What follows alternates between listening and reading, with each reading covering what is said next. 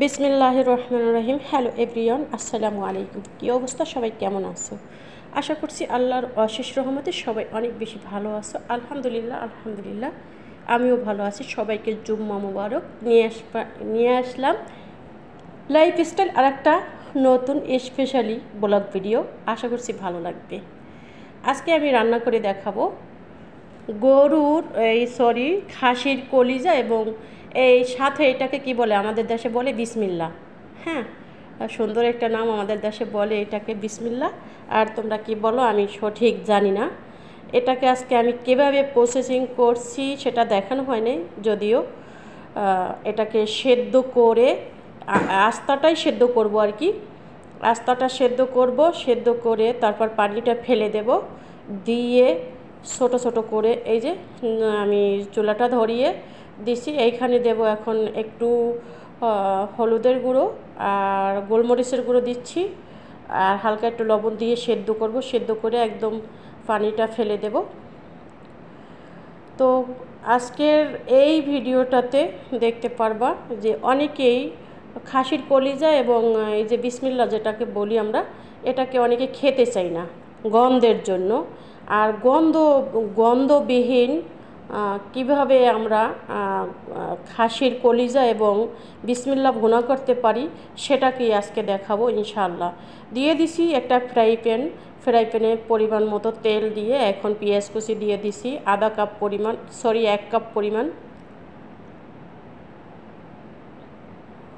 দেখতে থাকো, দেখতে দেখতে ভালো লাগবে। প্লিজ সবাই একটা লাইক দিয়ে দিও।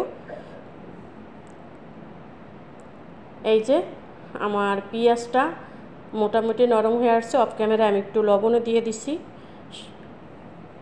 এখন কিছু কাঁচামরিচের ফালি দিয়ে দিচ্ছি। আসলে এই কলিজা ভুনাটায় একটু ঝাল ঝাল করে দিতে হয়, বেশি মরিচ দিতে হয়। আমি বুঝতে পারিনি, আমি ভাবছি যে এতে মনে হয় বেশি ঝাল হবে, যার জন্য অল্প কিছু মরিচ দিছি।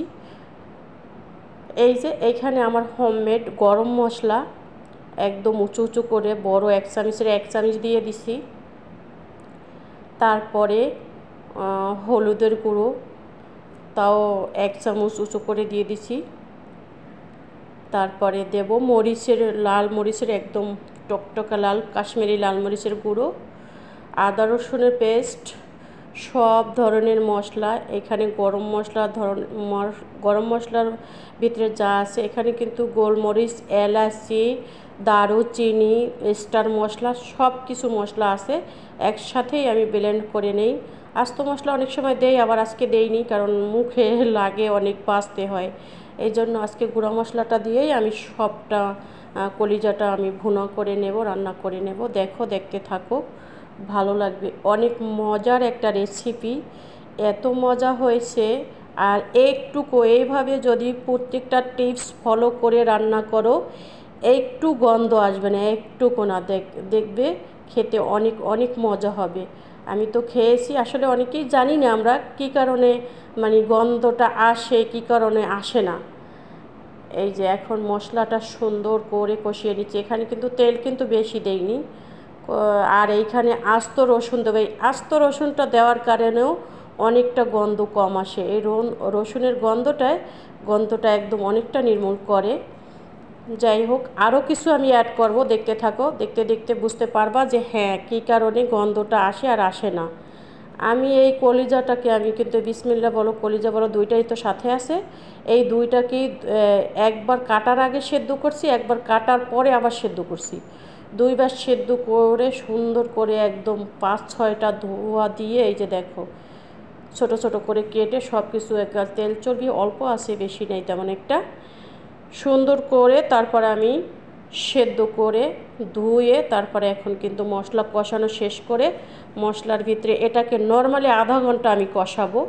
তেলের উপরে একবারে হালকা করে কষাতে কষাতে ভাজতে ভাজতে এটাকে রান্না করে নেব। এইখানে এইভাবে যদি রান্না করা হয়, প্রত্যেকটা টিপস ফলো করে, অবশ্যই কোনো গন্ধ তো আসবেই না। যে না খায় তারও খেতে ইচ্ছা করবে। একটা অজানা রেসিপি শেয়ার করেছি, আশা করছি সবার কাছে ভালো লাগবে। এই যে অর্ধেক কষানো শেষ হয়েছে, আমি কিন্তু ঢাকনা দিয়ে কষাবো না, কারণ ঢাকনা দিলে ঢাকনায় তেল চর্বি একদম নষ্ট হয়ে যায়, যার জন্য আমি কোনো ঢাকনা দিই না, ঢাকনা ছাড়াই আমি কষাই এভাবে। কতক্ষণ পর পরে আমি ঢাকনা উঠেই 5 মিনিট পর পর ঢাকনা উঠেই কষিয়ে কষিয়ে এটাকে রান্না করে নেব। যত কষাবো ততই ঘ্রাণটাও ভালো আসবে, আর ওই যে স্মেল আলাদা গন্ধটা ওটাও আসবে না। এই যে দেখো কত সুন্দর কষানো হয়েছে। এই সাইডের চুলায় কিন্তু আমি গরম পানি দিয়ে দিছি, গরম পানিটা ফুটতেছে, আর এখানে আমি কষাইতে কষাইতে এইভাবে রান্না করে নেব সবটা। একদম কালাও ভুনা যেরকম হয় ঠিক সেরকম হয়েছে। আর গন্ধ যেহেতু একটু আসে, যে কোনো জিনিসের একটা গন্ধ আছে, তো সে গন্ধর কারণে তোমরা এইভাবে মশলার একটু বেশিই দিতে হবে। এখানে গরম পানি, একদম ফুটন্ত গরম পানি আমি পরিমাণ মতো দিয়ে দিছি। এই গরম পানি আরেকটু দিব, পুরোটা একসাথেই দিছি। এগুলি দিয়ে আবারও 15-20 মিনিট কিংবা 25 মিনিট এরকম টাইম আমি এটাকে রান্না করে নেব। একদম রসুনের কোষগুলি কিন্তু মিলে যাবে, বেশি একটা থাকবে না। এই যে আরেকটু গরম পানি দিয়ে দিলাম, এই একসাথেই পানিটা দিয়ে দিছি, আর কোনো পানি দেব না। এখন এটাকে হালকা আঁচে প্রথম হাই হিট দেব, যখন বলক এসে যাবে তখন একদম নর্মাল আছে। এই যে রান্না করা কিন্তু হয়ে গেছে প্রায়। এইরকম রান্না করলে চেটে পুটে খেতে হবে ইনশাআল্লাহ।